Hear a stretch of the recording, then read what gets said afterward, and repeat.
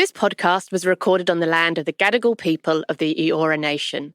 Start Giving acknowledges the traditional custodians of the hundreds of First Nations across this richly diverse continent. We pay our respects to their elders, past and present, and extend that respect to all Aboriginal and Torres Strait Islander peoples, including to those listening.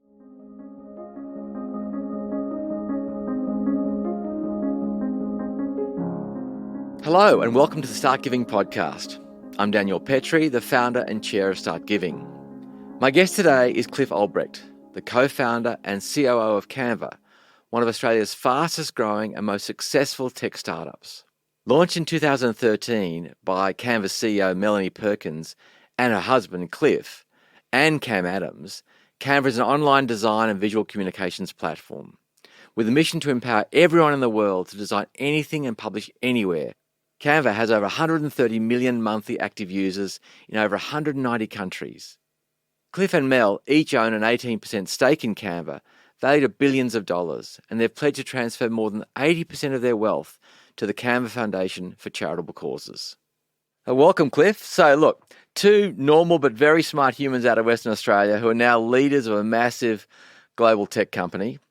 When did the idea of philanthropy or helping others become something in your life? I mean, from the earliest days of traveling, when Mel and I were at university, even before we sort of saved up all our pennies from our crappy part-time jobs and traveled to cheap places, which inevitably had a lot of poverty. Like we went to India for 3 months as our first big trip together, and it was quite confronting to see the level of inequality in the world, which we really didn't have that much awareness of. Like maybe you go on a few trips when you're a kid to Bali or whatever and you see it a little bit, but backpacking around India really brought home the inequality in the world, and that really planted the seed. And even back then when we had no money, we would just try to help people out, like just like haphazardly, like buy someone a meal or bought a bunch of kids some clothes, etc., etc. And that then just became part of like our DNA. Like if there's people in need and you have excess, of course you're going to help. Like it wasn't really like an aha moment. It just is like a common sense thing and like a humanity thing. And so when we like Canva started to do well as the company, we'd done a bunch of things. Like we were already doing some giving through Canva and the 1% pledge. But as a sort of our paper wealth started to grow, we started to think a lot more about, hey, we need to do something about this kind of now. Like we can't be seen to be billionaires in paper, yada, yada, and not be doing something proactively. And so like the weight of the resources we had at our disposal really prompted us to take that action. And even though it was all tied up in paper money, we said, hey, we actually need to start liquidating some of this stuff because the title of a billionaire doesn't sit well with us, and we need to start distributing that. And that led us to sort of experimenting with I'm giving you a very long answer for the first question, but it's good though. No, it's a good answer. We started experimenting with a huge bunch of stuff. Essentially, like just like starting a company, you need to start. And that act of starting and taking that first step is probably the hardest thing. Like quitting your job and doing the thing, that's very difficult.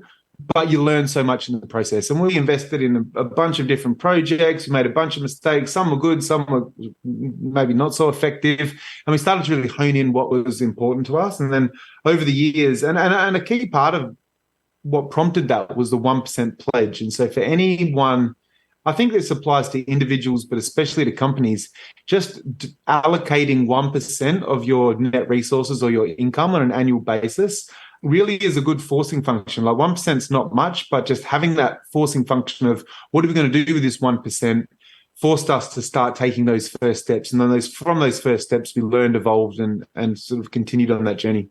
Look, it's been an amazing journey and an amazing insights for you guys to start so early. I want to sort of pick up on a couple of things there. One is, as you've already kind of said, you've pretty much, at least publicly, quickly decided to allocate more than 80% of your paper wealth, your Canva wealth, to charitable causes. And as we all know, that's in billions of dollars. And you made that commitment much, much earlier than most people would do in your situation where you're building a company.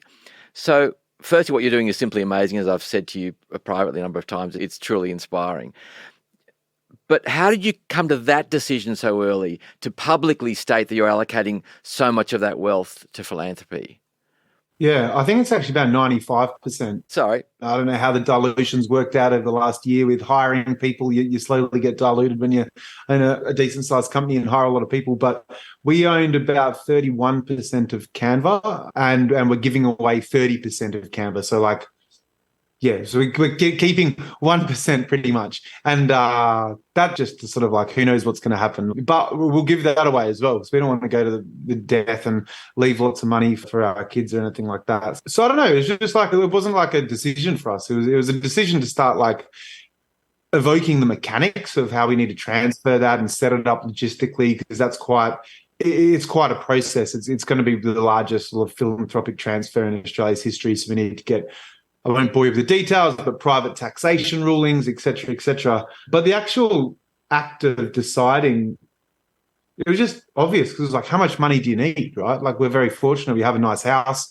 We have like 2 cars. We've got everything we need and we can travel. So it's like, and not fancy cars. We've got a Corolla and my car, which is a Land Cruiser for camping. But yeah, we've got all we need and we've got a bit of excess. And how much, what are you going to do with $1 billion? Seriously, it's crazy. It's refreshing, and I 100% agree with all your comments. It's just surprising to me how different it is from, if you go back to the old rich white guy cohort, their argument, and as I've had for 30 years with many, is that they can't afford to focus on anything while they've got their day job. And I think the way you've approached it, you come from a basic humanity, which is, well, of course we can help, we should help.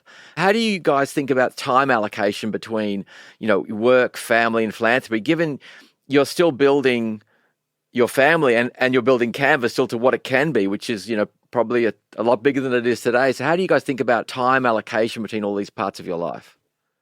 Yeah, that's a tough one. And there are a few ways of looking at it. There's the Warren Buffett method, where he focuses 100% of his time on building wealth and has then essentially distributed all that through the Gates Foundation, which is a fantastic foundation.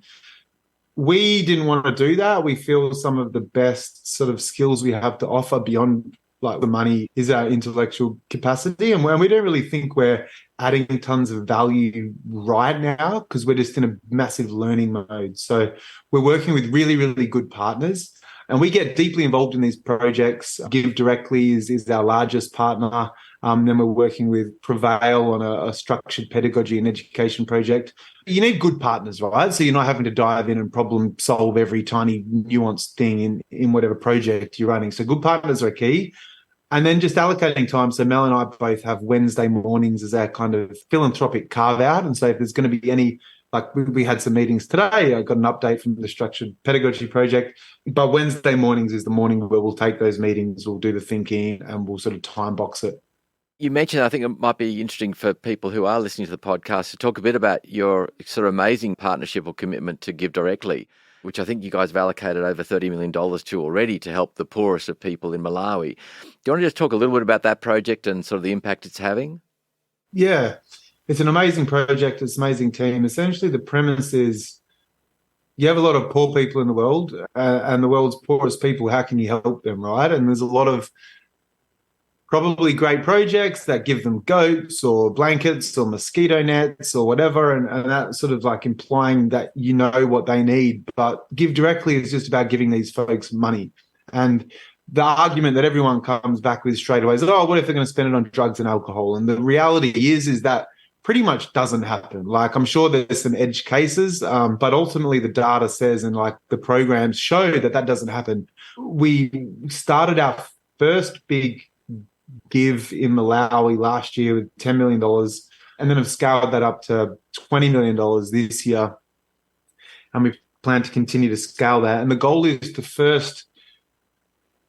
to figure out how to solve global poverty. There's been more money that's gone into global poverty that could actually solve it. Like, with the amount of money invested, you could have solved global poverty, but it hasn't happened because the money transfer has been very inefficient. So we want to figure out an efficient way where we can get firstly a small village out of poverty, then a district out of poverty, then hopefully a whole country out of poverty. And it's a crazy big goal, but then if you can achieve that at a small level, it can be scaled broader, and then hopefully then you can scale it to other countries. And I know it sounds a bit batshit crazy, but it's we may never achieve it, but it's what we're wanting to do.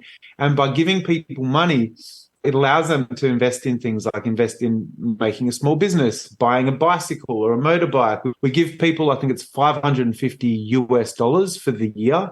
And the first program gave them that on a monthly basis. However, we're editing the program for this second larger cohort to be $50 up front. And that $50 up front allows them to take care of all their immediate needs, right? They may have debts. They may have to buy some grain. They may need food. They may have medical bills. They may have some urgent school fees, right? And that allows them to take care of that. It also then we give them a month or two to think about how they're going to invest their $500. So rather than it being like month on month, they actually are investing in much larger things like, hey, I can lease a plot of land. I can buy crops and fertilizer. I can buy a motorbike. I can invest in, a lot of it's like medical stuff and education, or a lot of it's like infrastructure for their houses. They don't have to every year replace their shore roofs, et cetera, et cetera. So it really empowers them to make their own decisions. And then that probably the best thing is that money starts circulating around the villages, right? So when you have a village that all has an influx of money, they then start buying from the local store in the village, the grain provider, like they're employing people to put that roof on their house, or et cetera, et cetera. And so it uplifts and that money starts circulating around the community. What we're also thinking about is how we can complement the cash transfers with things like educational interventions. So how can we uplift alongside the cash, the educational quality in these certain areas? And then what infrastructure do they need? Do they have access to clean drinking water? Because some of those collective larger infrastructure projects that generally these places aren't good at collectivizing all their money and like, hey, let's all chip in and build a well. Like that just doesn't organically happen. So we're thinking about a few periphery things. In our foundation, we've probably started the other way. We've started with doing water bores in villages to stop people having to go to the riverbanks and get dirty water and all the complications. And it is this interesting trade-off between how do you put infrastructure things in that don't normally come out of organic people coming together versus the how do you give agency to the individual. So look, it's extraordinary. And there's always like a bit of Maslow's hierarchy of needs, right? Like, yes, you can't do anything if you're not healthy. If you don't have clean drinking water, you're going to have dysentery, you're going to be very unhealthy. So it's like you need the very, very basics, which is like base health. Because if you don't have that base health, you can give people money and then all their money will be spent on solving the symptoms of those problems that are caused by malnourishment and lack of clean drinking water. Yeah, we've started the drinking water, then we're moving on to sort of GM grain for drought tolerance and stuff. But you're the sort of poster child in some sense. What you and Mel are doing is we want founders to start thinking about giving now and not waiting until they're older, because as you pointed out, suffering doesn't wait until a funding round or an exit. And there are ways that you can start giving early if you want to, but just starting. And as I think, hopefully you're seem to be getting this sort of joy out of the help you're providing to people. Part of it's clearly coming from a basic humanity you guys have got, that you just feel you should do the right thing. But I also sense there's a sort of a joy you're getting in helping others. With your scale of problem, which is the billions of dollars of problem, how do you think about doing that effectively at scale? I mean, I know you use a very good example of a startup and an MVP, and you're building the MVP. How do you think about this sort of 5 years out? What does it look like, do you think, in the case of the work you're doing? I think that's why we've picked one or two projects, particularly the Give Directly project we're really doubling down on. Like we started off, I think it's winding it back. I think the best thing everyone can do to start is just commit 1%. It's like not much. Like, are you wealthy enough to give up 1% to help the world's poorest people in some way, shape or form? And I think for those that live in Australia or the US, I think and are privileged, especially working in sort of like the knowledge workers, most of us are that privileged, right? And the act of committing 1% then forces you to think through how you're going to distribute that 1%. And the act of thinking through how you're going to distribute that 1% starts to like get you to ask yourself questions. What projects do I care about? Is it education? Is it the environment? Is it poverty? Like, is it climate change? That commitment of 1% forces you to start that journey. And then from starting that journey, you realize, and you'll make some mistakes, and there'll be some projects that really resonate. There'll be some that don't.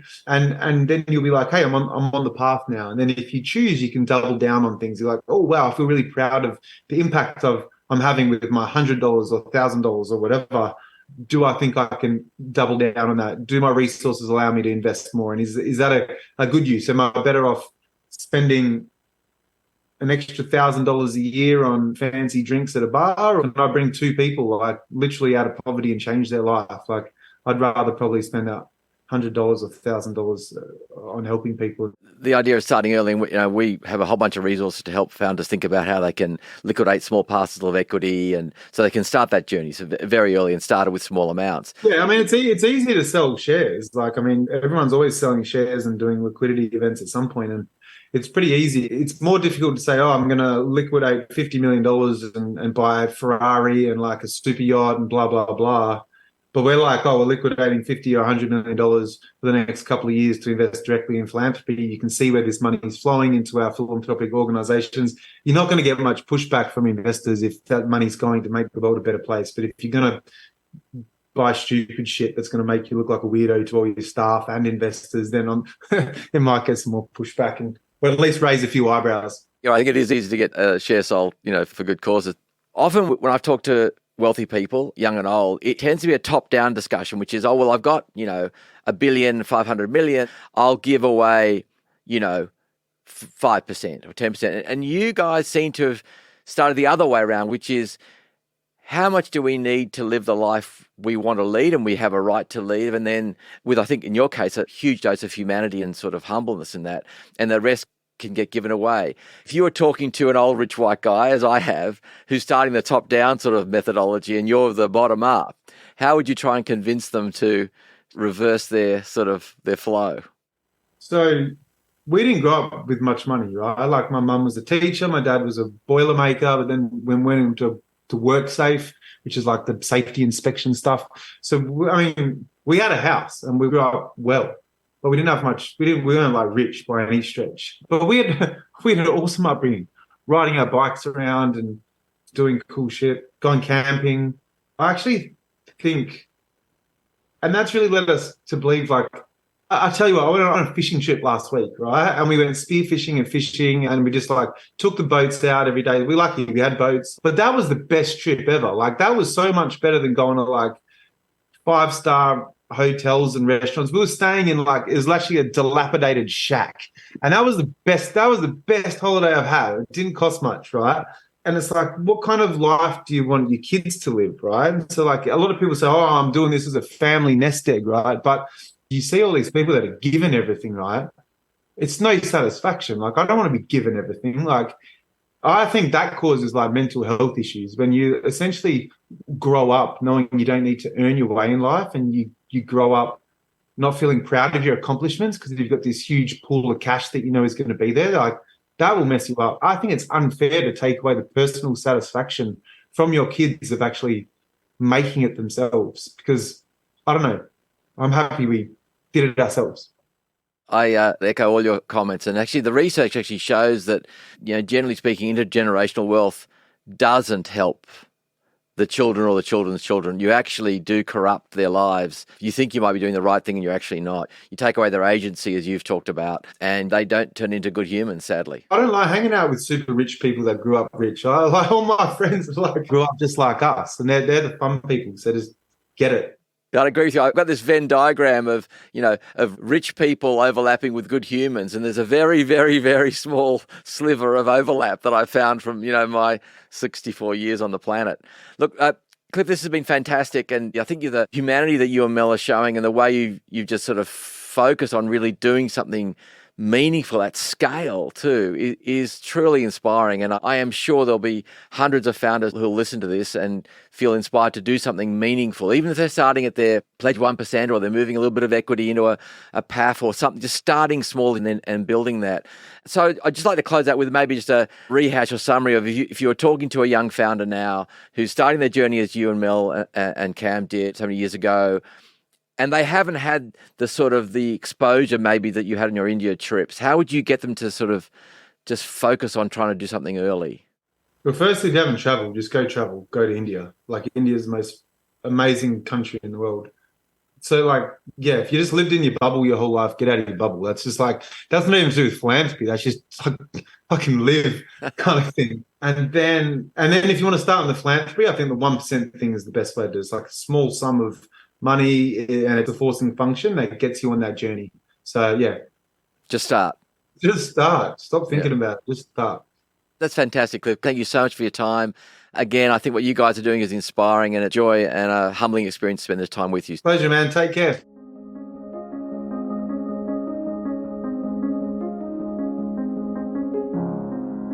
This podcast was written by Catherine Feeney and Daniel Petre. It was produced by AudioCraft. Thank you to our guest today, Cliff Obrecht. Visit startgiving.com for today's episode's show notes and learn more about what we do. You can subscribe to the Start Giving podcast wherever you get your podcasts or watch this conversation as a vodcast on YouTube.